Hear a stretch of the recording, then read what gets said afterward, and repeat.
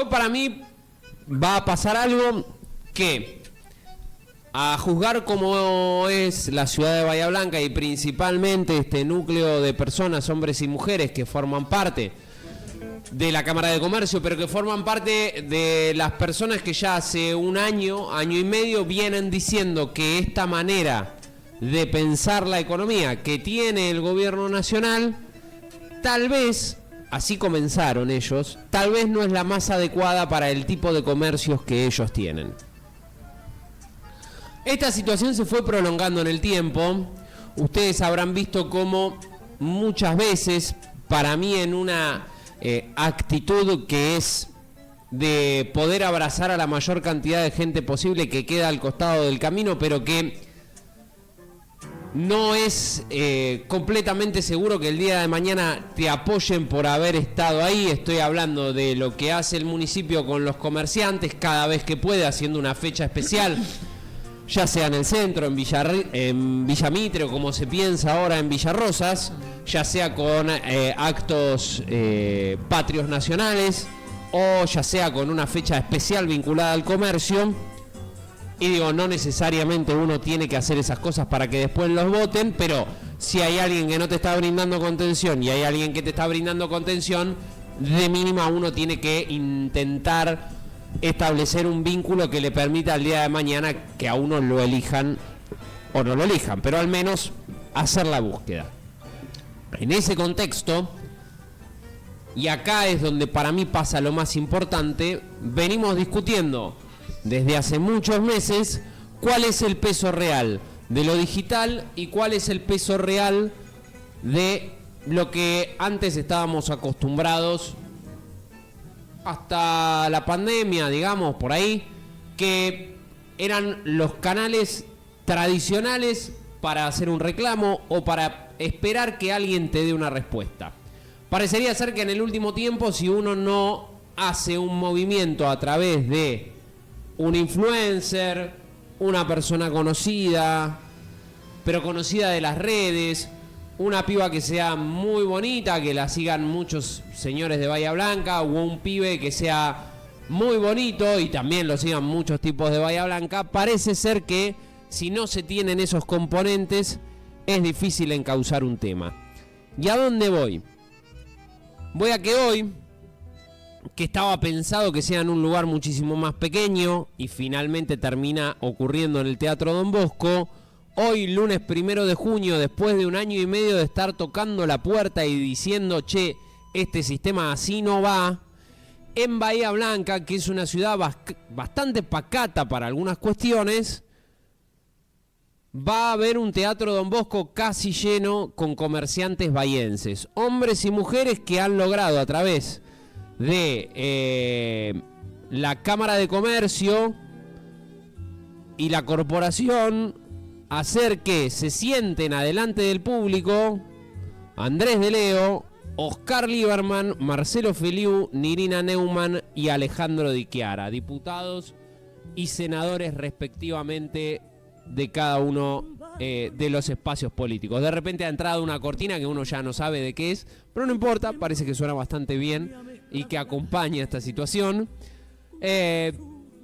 Me parece que acá entra la cuestión de que puede seguir habiendo influencers, puede seguir diciendo Toto Caputo que van a venir los mejores 18 meses, puede seguir publicando en redes el presidente que el fin de semana la capital federal estaba repleta de gente en los comercios y que es un boom. Pero la verdad es que en la lista de temas definidos de los comerciantes en Bahía Blanca, que es similar a la gente de Córdoba, es similar a Santa Fe, es similar acá cerca a Coronel Rosales, es similar a lo que pasa en Villarino, es similar a lo que pasa en Viedma. Digo, el presidente puede agarrarse de que ha sido un gran fin de semana en la Ciudad Autónoma de Buenos Aires. ¿Eso define todo lo que pasa en el país? No, lo mismo que tampoco define todo lo que pasa en Bahía Blanca, pero lo que te pasa en Bahía Blanca indefectiblemente va a afectar a Bahía Blanca. Y como gobierno nacional también tenés que dar respuestas. Yo pensé que Oscar Lieberman no iba a ir. Ahora, yo creo que la presencia de Oscar Lieberman hoy es plata o mierda. y que se entienda lo que digo. Andrés de Leo va a jugar la carta bastante similar a la que muchas veces hacen radicales conversos, o en este caso gente de la coalición cívica, como le pasa a Andrés, que van a hacer un repaso de por qué ellos siempre están en contra de los cucas y los cucas son ladrones, y por qué también están en contra de Milei. No va a arrancar antes la conversación. Se van a hacer explicaciones de por qué todo lo que pasaba antes estaba mal y ahora también está mal, porque gran parte de ese arco opositor se identifica más por oposición al peronismo que por oposición a otras fuerzas políticas. Lo mismo la propia Banfi, que cada vez que da quórum para el gobierno nacional termina explicando que en realidad Máximo Kirchner es un chorro. Cosa que gran parte del público creo que lo piensa, lo considera, le parece, no le parece. Pero digo, los fines prácticos de hacerse responsable de los actos de uno mismo deja bastante que desear, que todo el tiempo tengas que justificar tus actos porque el otro es un chorro. En fin. No sé muy bien qué posición optará Marcelo Feliú. En este caso me parece que hay reclamos provinciales y esos reclamos los va a tomar de la misma manera que Di Chiara. Nirina Neumann como senadora provincial también. Cuestión de cámaras, ahí tomarán los reclamos. Ahora, Oscar Lieberman, ¿dónde se va a parar? ¿Se va a parar en la parte teórica? ¿Se va a parar en la parte que dice que, bueno, esta realidad que se vive no es tanto culpa del gobierno nacional, sino de un cambio general a nivel mundial? ¿Se parará en decirle a los comerciantes, vienen los mejores 18 meses del mundo hasta ahora conocido por los argentinos en términos de la democracia? Bueno, habrá que ver, porque después al final va a haber preguntas del público. El público le va a poder preguntar en un marco de respeto, ya adelantaron los organizadores, a cada uno de los diputados y senadores acerca de qué están haciendo ellos por los comerciantes, que fueron quienes los votaron. Entre la reunión y el temario se definieron las siguientes cosas. Y acá es donde tienen que dar respuesta a todos. Y es lo interesante, donde nadie se va a poder cortar con el pero Kicillof, pero Milei. Lo primero, inspecciones de Arca y de Arba. No me quiero volver hinchapelotas, pero la verdad que si yo soy comerciante y Arba me está metiendo inspecciones, pero el papá de Franny Pérez, que trabaja en Arba, en la puta vida de Dios, se dio cuenta de que la hija había cagado a la mitad de la ciudad haciendo factura C, siendo responsable, no responsable inscripto, siendo monotributista de la menor categoría, y la verdad que me sentiría hinchado a las pelotas. La verdad que si uno ve que, por ejemplo, acá en Bahía Blanca se comenta hace rato que hay una cueva que está prestando guita en dólares a 30% anual, que es casi 7 veces más de lo que presta el Tesoro de los Estados Unidos en Estados Unidos, que te da 4 anual y tienen una inflación de 6. Entonces, si soy ese comerciante, le digo a Arca, che, pará, ¿y vos no te das cuenta que esta cueva está funcionando acá en Bahía hace un par de meses? Punto para los comerciantes. Un tema en el que no estoy de acuerdo, pero que bueno, tal vez se podría trabajar, y ese sí es más para el municipio, el tema de la cantidad de días que no se trabaja o no se está operativo en un mes por cuestiones de alertas, ya sea amarilla o naranja. Hay mucha gente que se endeudó en créditos en pesos con el Banco Nación y con el Banco Provincia post inundación. Guita que llegó, guita que por ahí tardó en llegar, pero que los agarró con ese volumen, haciendo stock, y después la gente no compró. O sea que vos te estoqueaste, te hiciste de una guita para poder llenar el local, y ahora ni vendés para pagar los gastos comunes, ni tampoco tenés la guita para pagar el crédito. Entonces, con buen tino, los comerciantes dicen, si en algún momento se tomó el reclamo de los créditos UBA de la gestión Mauricio Macri, miren, nosotros, situación particular, Bahía Blanca, la verdad que le estamos pidiendo al Banco Nación y al Banco Provincia que sean contemplativos. Hasta ahora el único que compra deuda en el país es el Banco Nación, que te compra las deudas de la tarjeta, las deudas de los cheques, las deudas de las cuentas corrientes, de otros bancos y otras tarjetas de crédito. El resto de los bancos, nada.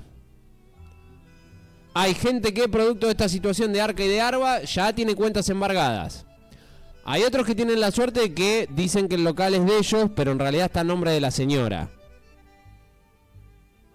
Por ahí hay alguien con experiencia que pueda darle algún consejo. Hay gente que tiene planes de Arca y de Arba vencidos. Es decir, gente que no había tributado, no había pagado impuestos, había tenido inconsistencias. Para mucha gente que habla a veces, insisto, de más sobre algunos de estos temas, una situación que al ser comerciante, y voy a dejar de utilizar la palabra emprendedora que detesto, por eso después uno ve emprendedores en presentaciones de marcas. Cuando uno se larga a hacer estas cosas, sabe y contempla que en algún momento va a ser moroso y deudor. ¿Por qué? Porque las condiciones están dadas muchas veces para eso. Porque después, cuando la discusión tiene que ser más profunda, uno termina viendo que hasta inclusive la gente más pudiente termina, y valga la redundancia, argumentando de que no hay que pagar más impuestos. Cuando la discusión válida, y es la que tuve el fin de semana en una mesa con un profesional médico, con un ex comerciante y una docente, es: nadie está diciendo que hay que pagar más impuestos de la gente que más se rompe el culo en la diaria en este país, en un país donde puede ser y podemos discutir que la cuestión impositiva, ya sea desde el IVA, como de ingresos brutos, como de otros tantos niveles de cuestiones vinculados a los impuestos, están altas. Pero la realidad es que quienes más tienen son los que menos pagan.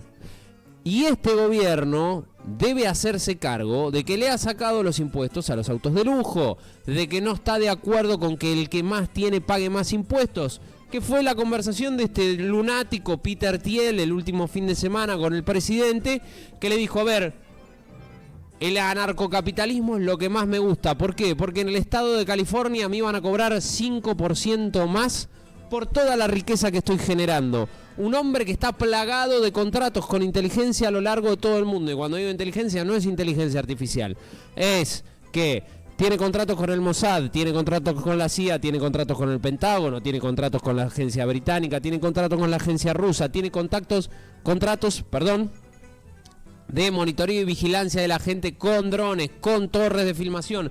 Y todo eso con el Estado. Es decir, que el tipo que además salió de haber sido el primer financista de Facebook de acciones públicas, de una empresa que al día de hoy todo el mundo sigue insistiendo fue creada, entre otras, por Zuckerberg y por el Pentágono, pero que se hizo de muchísima guita teniendo contratos con el Estado de Estados Unidos, cuando era el momento de Peter Thiel de contribuir a ese Estado que lo recontrafinanció, dijo: no, yo 5% más de mis ganancias personales no le voy a pagar al Estado de Donald Trump.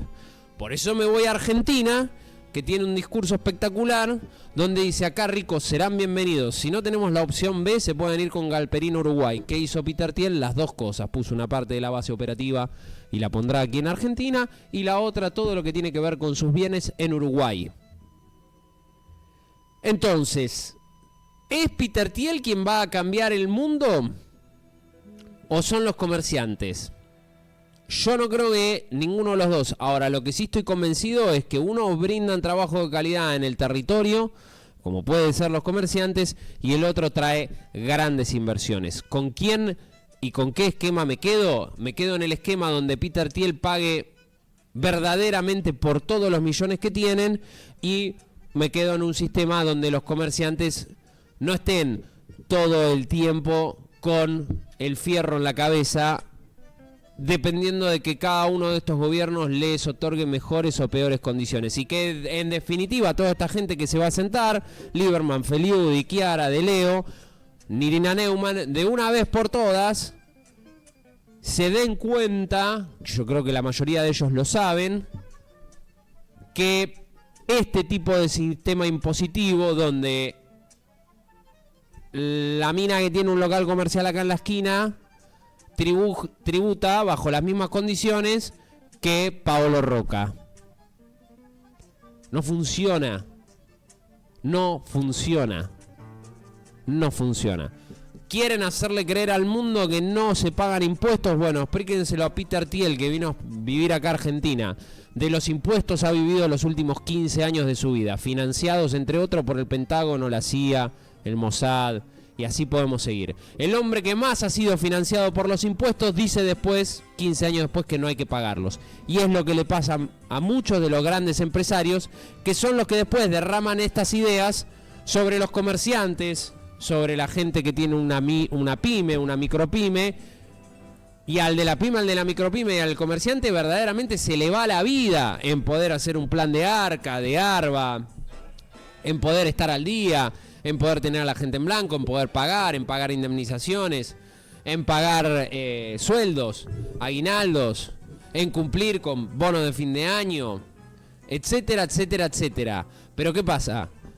A Paolo Roca no se le desarma el negocio por no cumplir. A Paolo Roca en Arca lo atienden. A vos no. Entonces, esta cosa de derramar el discurso de un tipo que nunca va a caer y en el que vos ya has caído en más de una oportunidad. Bueno, de la única manera, para mí, o tal vez no de la única manera, pero una de las posibilidades es explorar esto. Es que de una vez por todas, legisladores y legisladoras entiendan que tenemos que ir hasta a sistemas tributarios diferenciados. No queda otra. Tiene que haber un sistema para las grandes fortunas, tiene que haber un sistema para los grandes empresarios. En definitiva, el kirchnerismo no ganó la discusión de los monopolios y Milei la va a perder también porque se quiere enfrentar al hombre más poderoso de la Argentina antes que el presidente, que es el dueño del Grupo Clarín, entre otros. Entonces, ¿no vamos a discutir los monopolios? Todos están de acuerdo con que una industria, dos empresas de distintas firmas controlen el 60, 70, 80% de un espectro de algún rubro. Bueno, perfecto. Pero por lo menos que tributen como la gente y para dentro del país, no para afuera.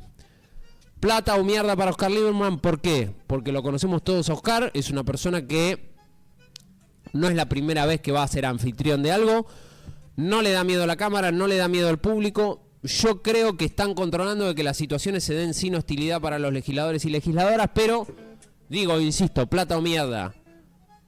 O queda como la persona que recolecta la mayor cantidad de inquietudes, la lleva a Nación y trae alguna resuelta, o en algún momento de la noche se le corre el coágulo y se pelea.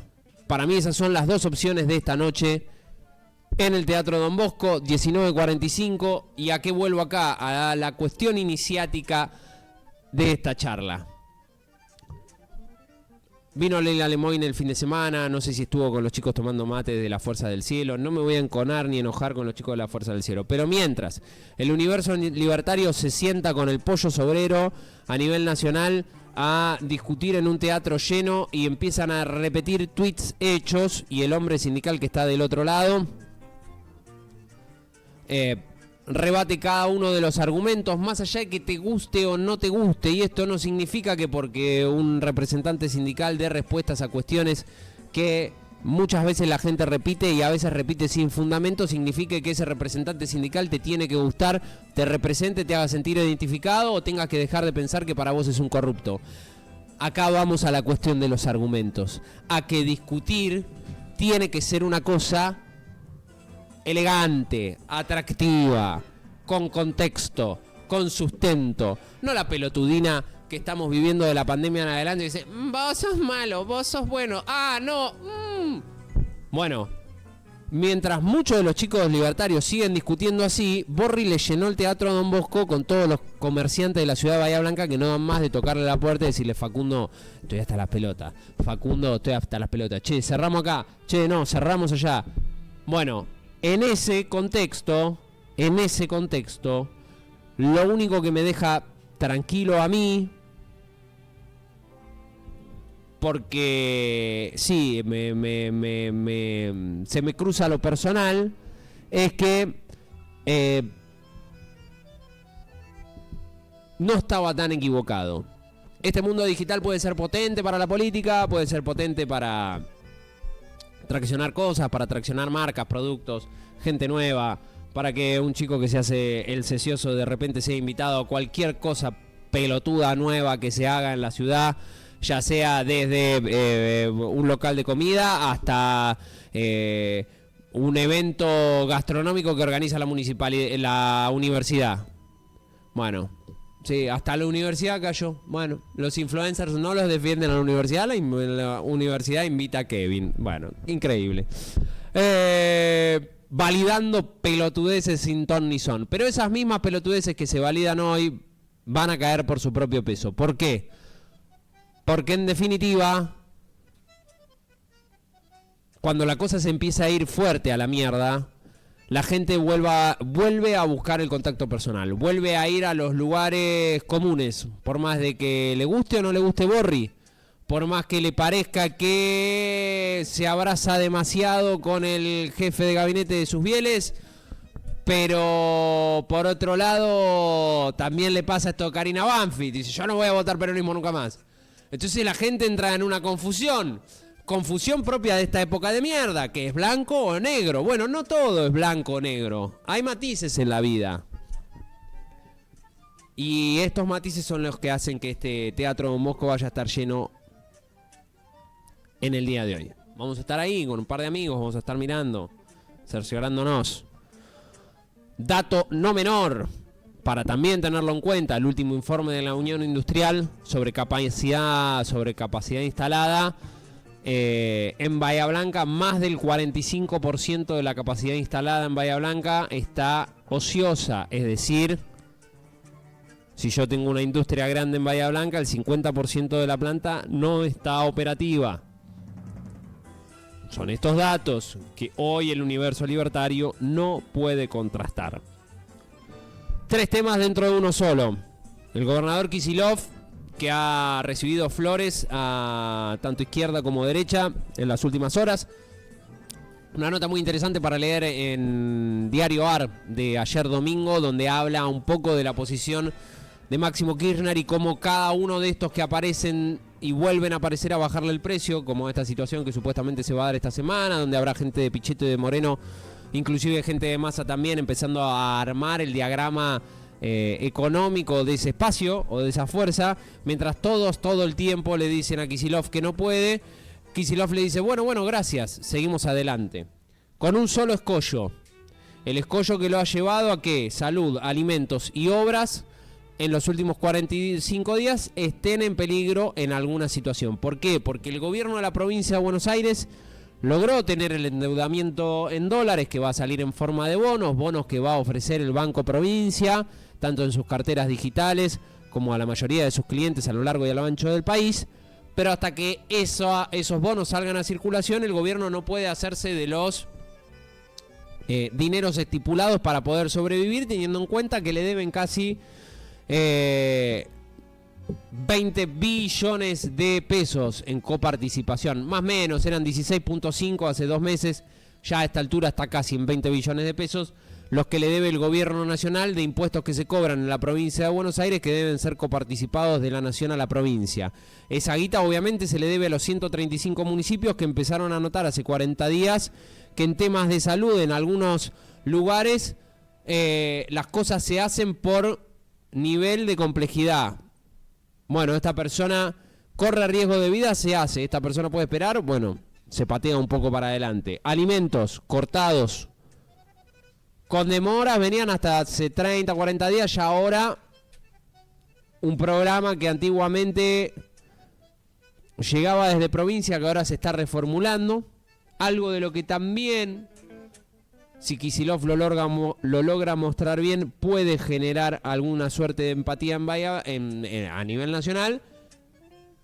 Porque también esos bolsones descubren que son recibidos por personas que por ahí no deberían estar recibiéndolos. Nada más, un dato.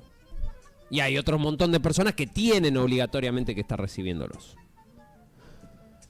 ¿Cuál es el cuadro de situación? Esperar los próximos 20, 30, máximo 35 días para lograr destrabar parte de estos universos, salud, alimentos y obras, y esperar mientras tanto que el gobierno nacional en algún momento transfiera esos fondos para no parar, por ejemplo, cosas importantes como es aquí Bahía Blanca, la obra del Canal Maldonado, que no se ha parado, que ha tenido retrasos al inicio, pero que ahora lleva una continuidad interesante. Y lo último, la próxima sesión ordinaria del Consejo Deliberante será aprobado el presupuesto del Hospital Municipal, porque se tienen los votos necesarios para aprobarlo.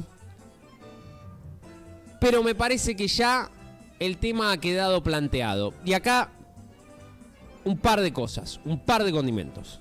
Todos estarán de acuerdo que tras el asesinato de Glassman y sus transiciones, quien logró mayor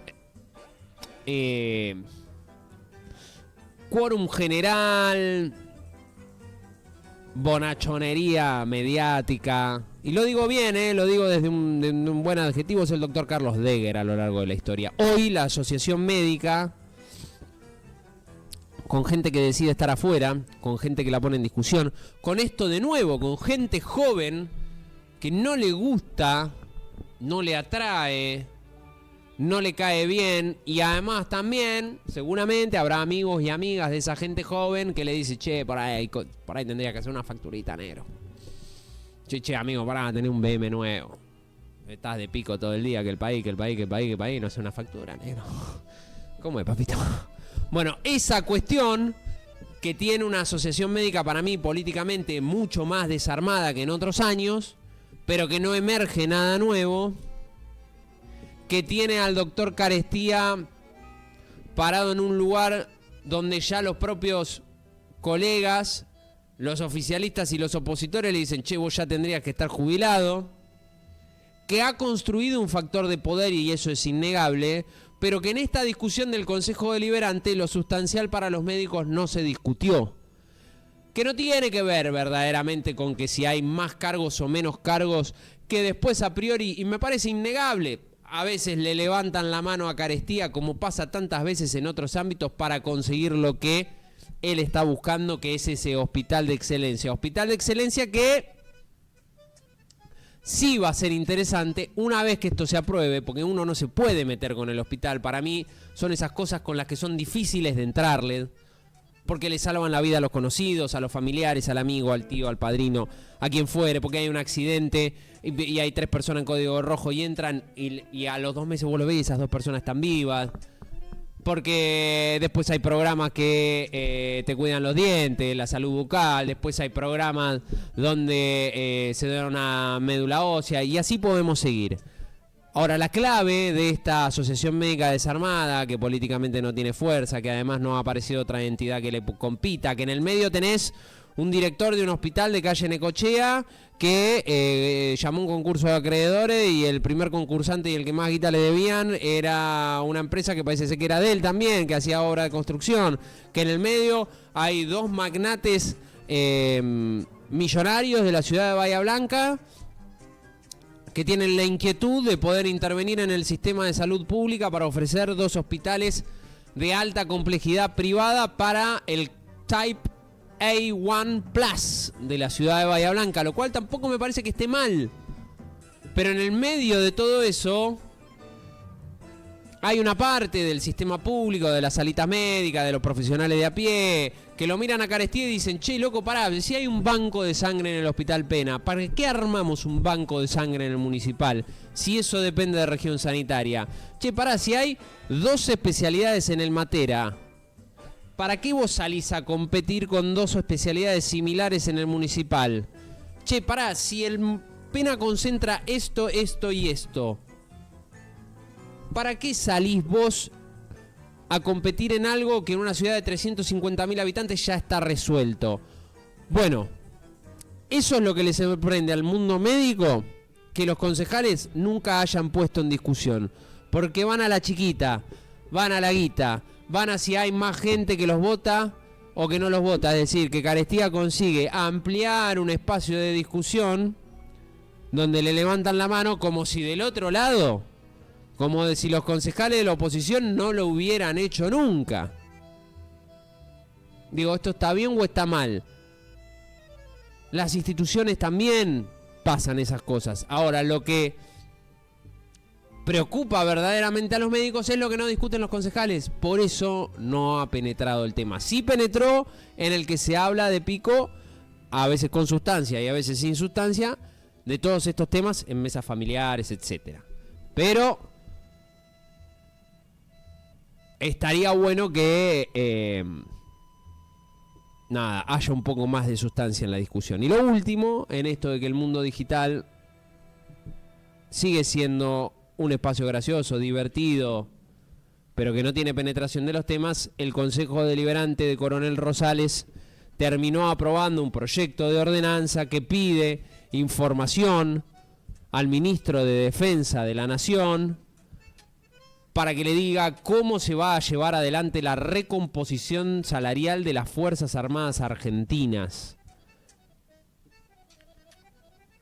Los proyectos van a ser girados, insisto, al Ministerio de Defensa y al Ministerio de Economía de la Nación para que digan cómo el personal de la Armada, que eso incluye personal militar, civil, que ha perdido poder adquisitivo con respecto a la inflación. Creo que han perdido casi el 50-60% de su sueldo desde que asumió Milei. Y además, tanto en el 23 como en el 25, Milei en la base de Punta Alta arrasó. Dice el rosaleño que el concejal Daniel Medina de Bien Común, promotor de la iniciativa, indicó que es la primera vez que el Consejo Deliberante se dirige al Ministerio de Defensa por una situación de ingresos del personal militar. Habla además de que bajaron los sueldos de los civiles, de los militares, que el sueldo se lo come la inflación, que además ahora van a tener que pagar el gas por la zona fría, que esto se ve afectando el salario de muchos rosaleños, de aquellos que son comerciantes y que tienen trabajos.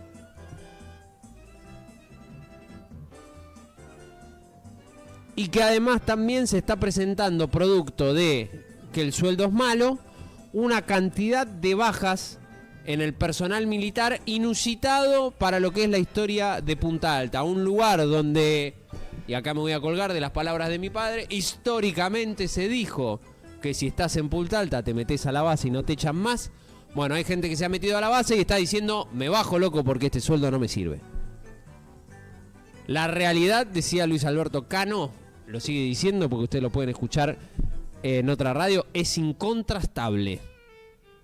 Lo veremos hoy en el Teatro Don Bosco, lo ven en el Consejo Deliberante de Rosales. ¿Pasará algo? Puede ser que no pase nada, pero ya la olla está haciendo burbujitas. Ya estamos para meter los fideos. 10 de la mañana, 8 minutos. Esta ha sido una nueva entrega de una falsa editorial aquí en APP Radio con ustedes, señoras y señores. Un poco de música, volvemos.